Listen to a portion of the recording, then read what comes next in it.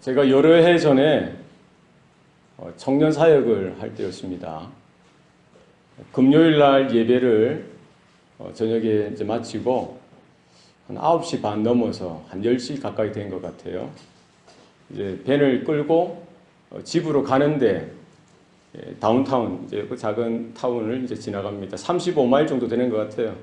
저 멀리에서부터 이 신호는 초록불이었어요.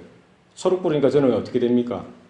계속 가야죠. 그 속도로. 쭉 가는데 그 교차로를 지나가려고 하는데 어떤 차가 와서는 제 이쪽으로 박은 거예요. 예, 쾅 박았어요. 누구 잘못이에요? 예, 누가 잘못했어요? 제가 잘못했습니까? 이렇게 팍 박은 거예요. 아, 깜짝 놀라서 보니까 젊은 여성이더라고요. 그래서 제가 괜찮냐고, 창문 열고 괜찮냐고. 근데 이 여성분은 화가 되게 났어요. 젊은 분인데 막 이 F자 들어가는 욕들을 막 쏟아붓는 거예요. 예. 본인이 생각할 때는 누가 잘못했다는 거예요.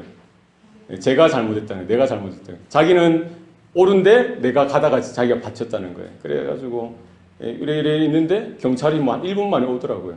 그래서 갓길로 세우고 그 몰 안에 주차장으로 차를 다 넣고는 이제 경찰은 그 당사자들 자초지종 듣죠. 그 여자는 아직 분이 싹히지 않았어요. 저는 황당하죠. 그런데 머지않아서 누군가 이 건장한 청년이 아저씨가 막 달려오는 거예요. 달려오더니 내가 봤다고.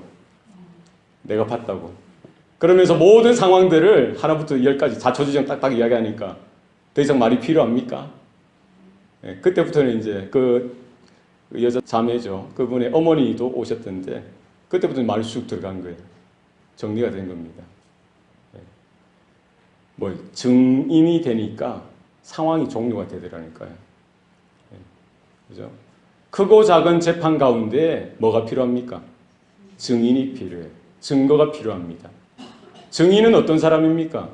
내가 본 것, 내가 들은 것을 있는 그대로 말해주는 사람이 증인입니다. 그 자리에 누가 증인이 될 수 있습니까? 돈이 많다고 증인이 될 수 있습니까? 공부를 많이 했다고, 학문의 깊이가 깊다고 거기에 증인으로 쓸 수 있어요? 권력이 많다고, 세상에 권력이 많다고, 혹은 명예가 높다고, 평소에 인품이 좋다고 그 증인이 될 수 있습니까? 될 수 없습니다. 누가 증인이 됩니까? 그 사건 현장에 있었던 사람, 사건 현장의 모든 것들을 보았고 또 들었던 그 사람만 증인이 될 수 있는 거예요. 그죠? 오늘 본문에 보면은 예수님께서 십자가에 달려 죽으시고 사흘 만에 다시 살아나십니다. 부활하셨어요. 이 분명한 사건 현장이 있어요. 이 사건 현장 가운데 하나님께서는 누구를 증인으로 세우셨는가? 그 부활의 첫 증인으로 세우셨는가?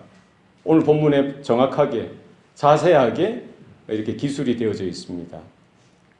부활의 첫 번째 증인, 그들은 누구였습니까? 여인네들이었어요. 오늘 이름이 뭐라고 나오죠? 막달라 마리아, 야고보의 어머니와 살로메. 그 세 명의 여인이 안식 후 첫날 매우 이른 아침에 해뜨기 그 전쯤에 예수님께서 묻혔던 그 무덤으로 찾아가서 이 부활의 사건, 부활의 장소 가운데 예수님께서 부활하셨다는 사실을 목도하고 또 그 소식을 직접 듣고 증인으로서 부활의 첫 증인으로서 그 영광스러운 하나님의 쓰임을 받게 되어집니다. 얼마나 놀랍습니까? 하나님께서는 뭐 제사장이라고 해서 증인으로 세우지 않았어요. 바리새인들, 성경을 얼마나 많이 압니까? 그런 사람들을 증인으로 세우지 않았습니다. 서기관들, 예수님의 그 12 제자들, 열심히 남달랐던 베드로, 뭐 야고보, 요한도 마찬가지죠. 그 어떤 제자들도 이 부활의 첫 번째 증인이 될 수가 없었어요. 아주 역사적으로 아이러니하게도 누가 증인이 된 겁니까? 여인네들이, 연약한 어떻게 보면은 그때 사회적 기준에서 보면은 아주 부족한 것처럼 보였던 그 여인들이 이 부활의 증인으로 세워졌던 것입니다. 이것이 하나님의 은혜요 복인 줄로 믿습니다. 예. 오늘날 여성들은 얼마나 대단합니까?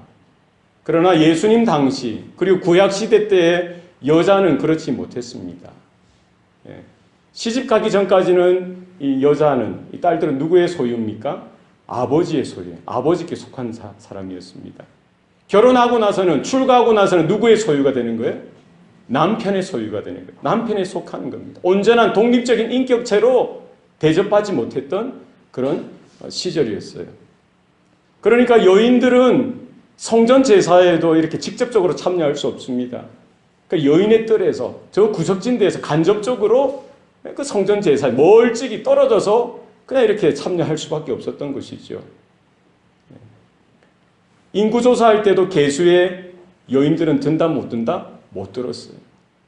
출애굽할 때 이스라엘 백성들이 한 60여만 명이 되었습니다. 거기에 아이들과 여인들은 계수에 들었습니까? 못 들었습니다. 60만이 출애굽했으니까 대략 얼마나 출애굽한 거예요? 대략 그 장정만 60만이니까 곱하기 3 하면은 3, 6, 18, 180만 명. 적으면 180만 명이고요. 그때는 또 아이들을 많이 낳았잖아요. 그죠? 곱하기 4를 하면 4, 6, 24, 많으면 240만 명.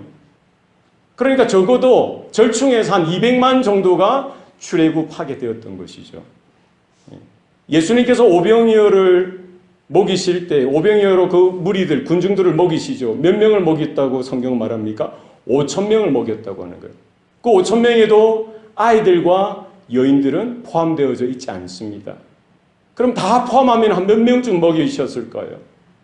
장정만 5,000명이니까 1대1로 쳐도 적어도 10,000명이죠.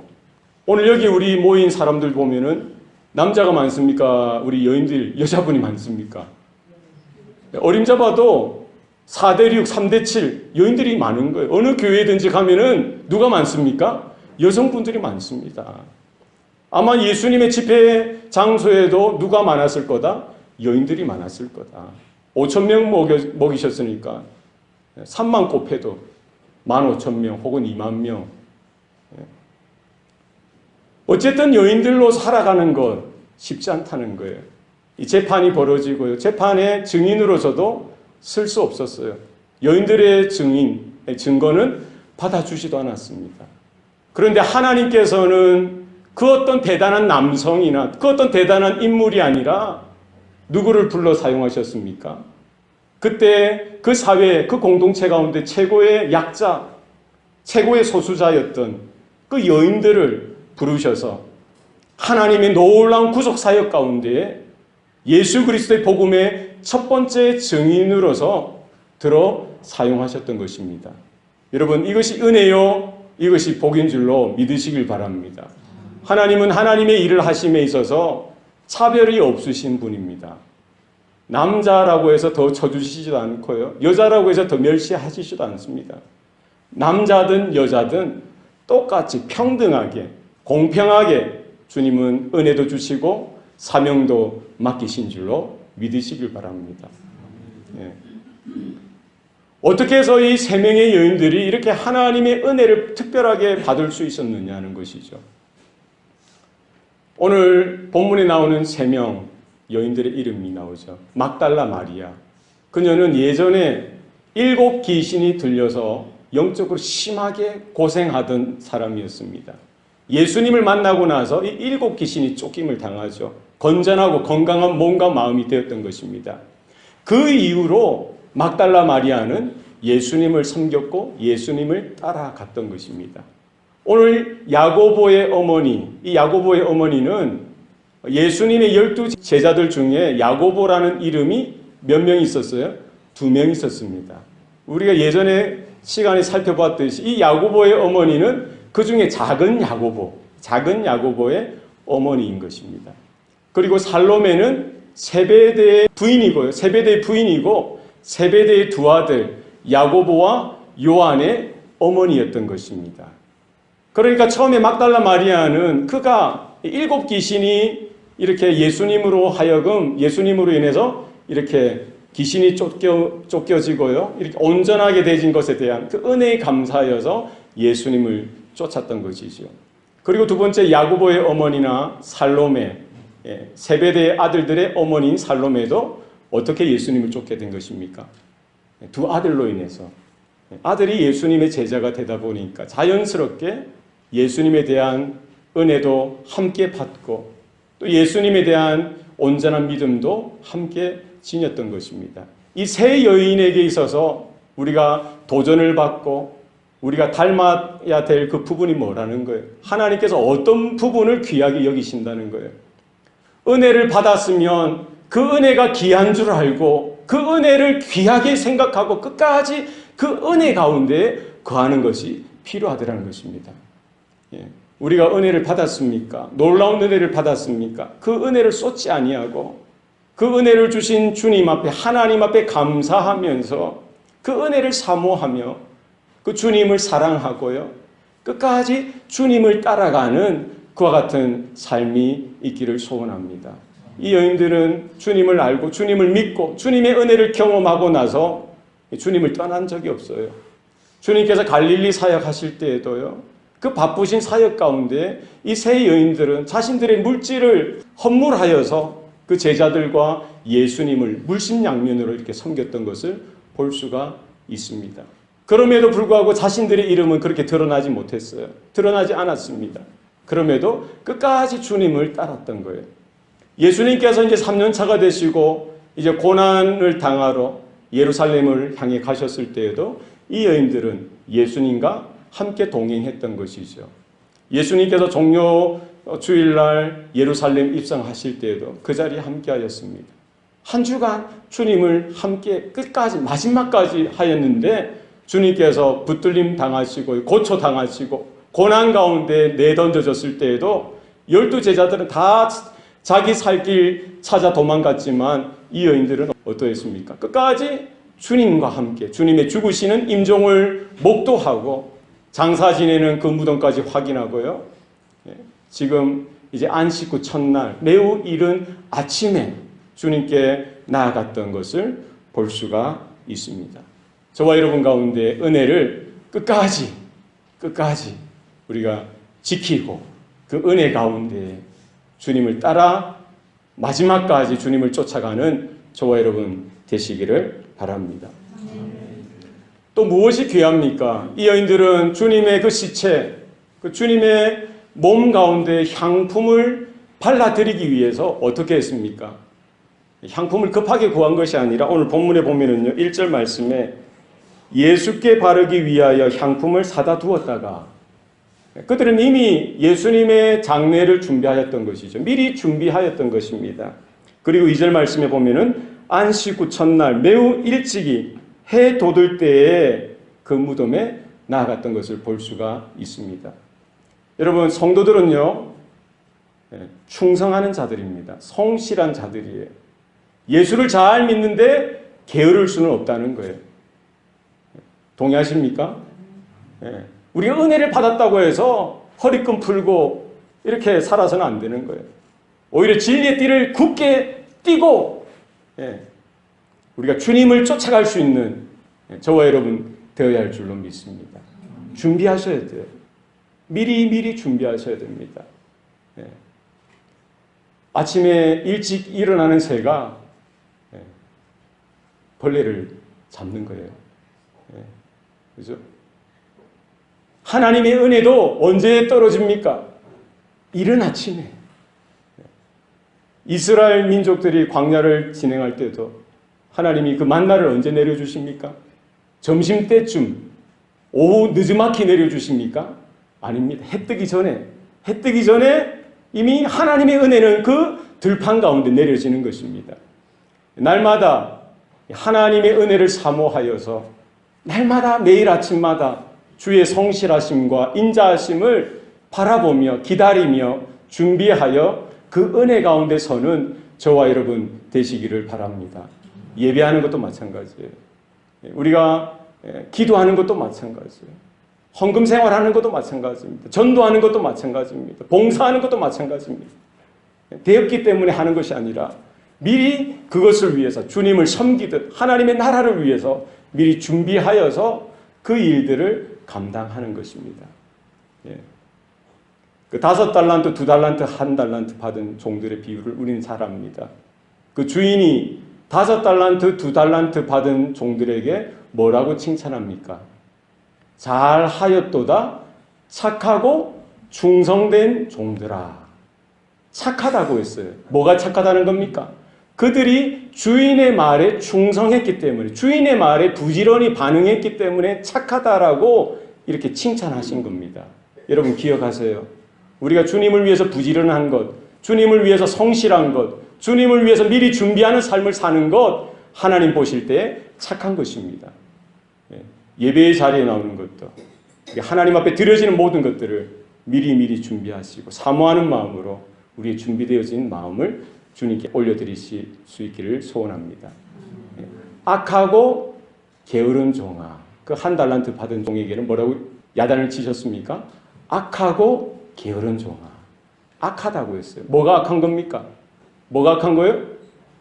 주인에 대해서 게으른 것이 악하다는 거예요. 우리가 은혜 받고 구원받은 하나님의 자녀로서 여러분 게으르게 사는 것, 성실하게 살지 못하는 것, 하나님 앞에 충성하지 못하는 것, 이 모든 것들이 하나님 보시기에 뭐라는 거예요? 악한 거예요. 저와 여러분들은 하나님 보시기에 충성하는, 충성스러운, 착하고 충성스러운 종들이 되시기를 바랍니다.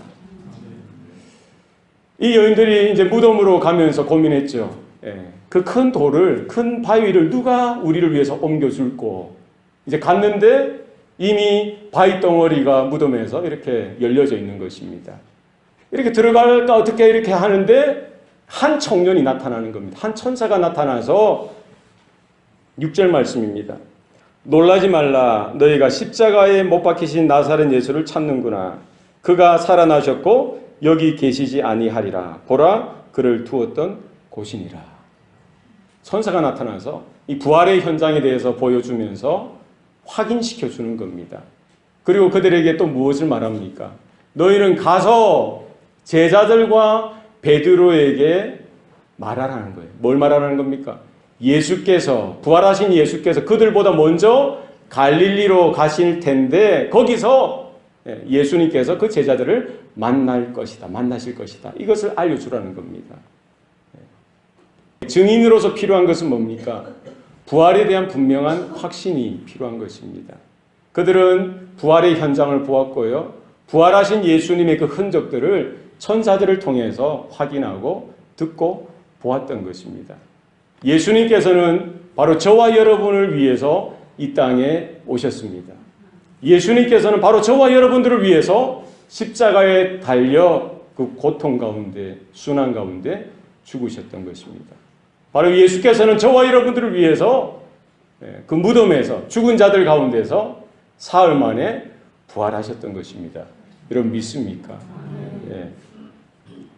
그 여인들이 말해야 될 것은 뭡니까? 바로 주님께서 죽으셨다가 사흘 만에 부활하셨다는 분명한 사실.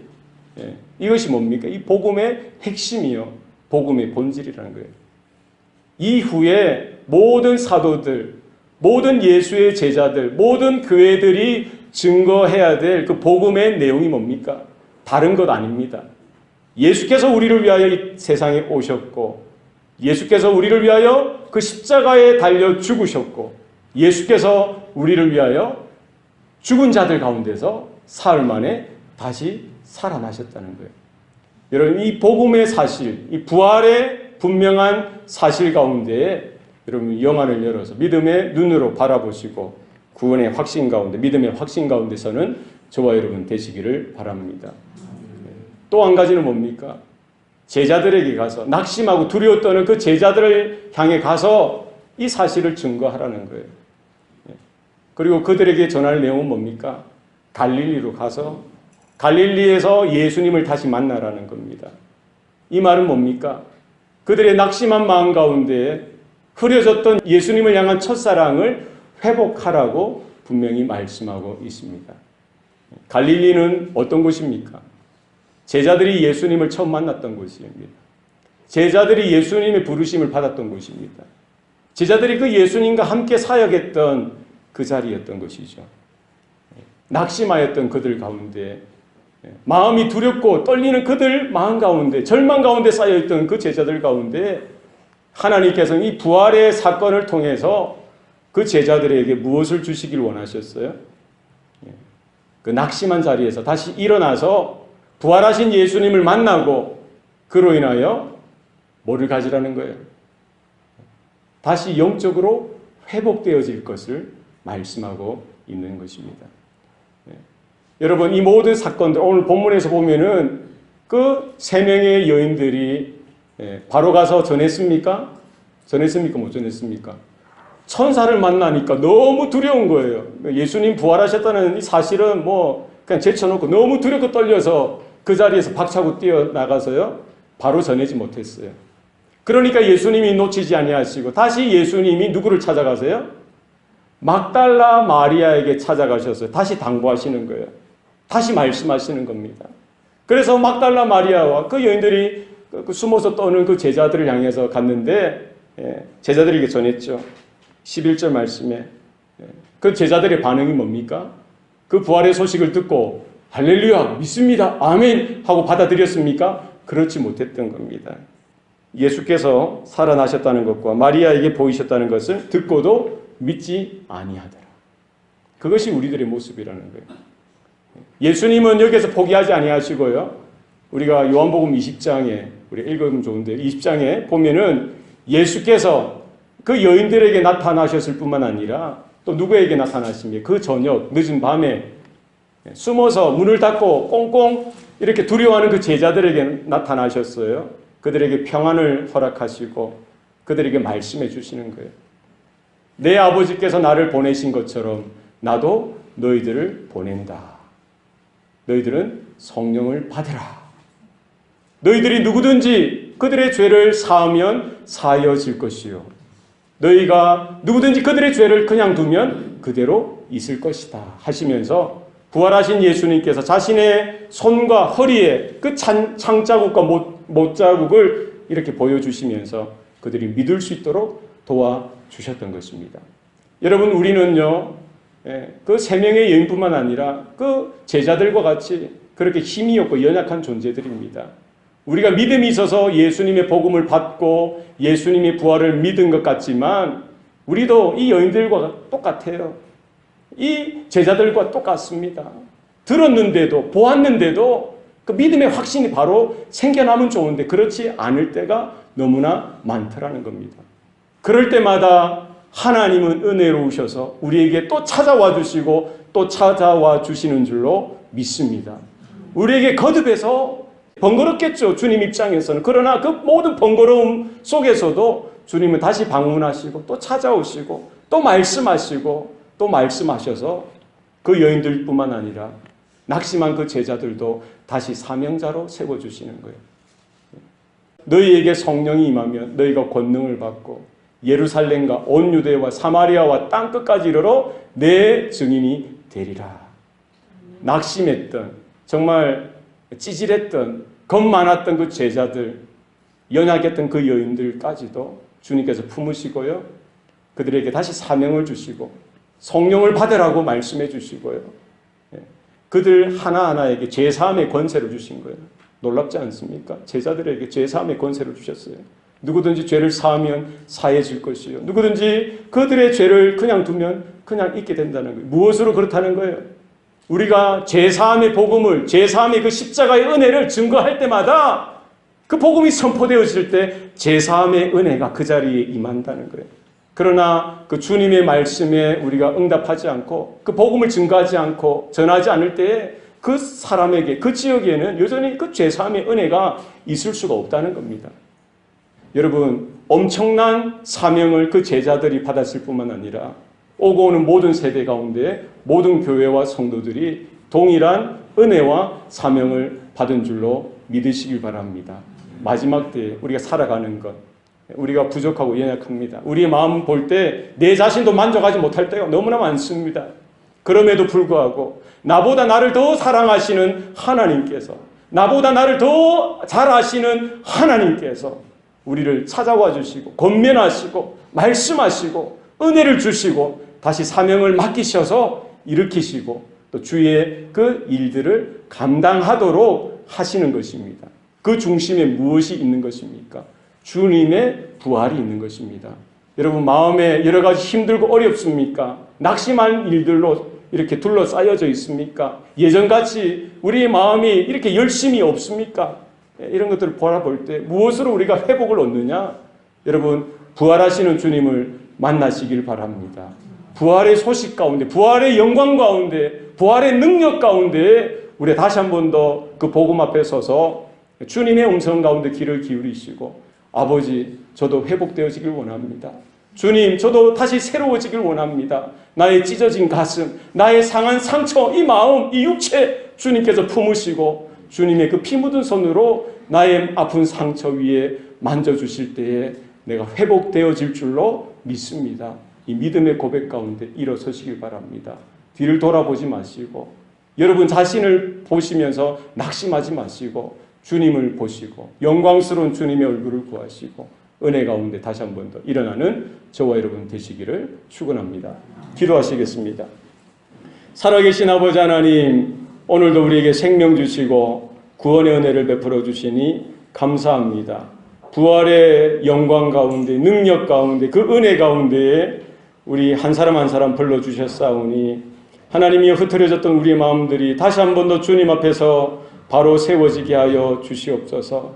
우리에게 소멸되어지고 사라졌던, 희미해졌던 이 사명감이 다시 한 번 더 세워지게 하여 주셔서 하나님이여 짧지 않은 우리의 인생 가운데에 하나님 앞에 그 부르심 앞에 믿음으로 응답하여 남은 인생 우리가 충성을 다하며 성실하게 우리가 주님을 쫓아가며 따라가는 우리 성도들 되게 하여 주시옵소서. 감사드리고 예수님의 이름으로 기도합니다. 아멘.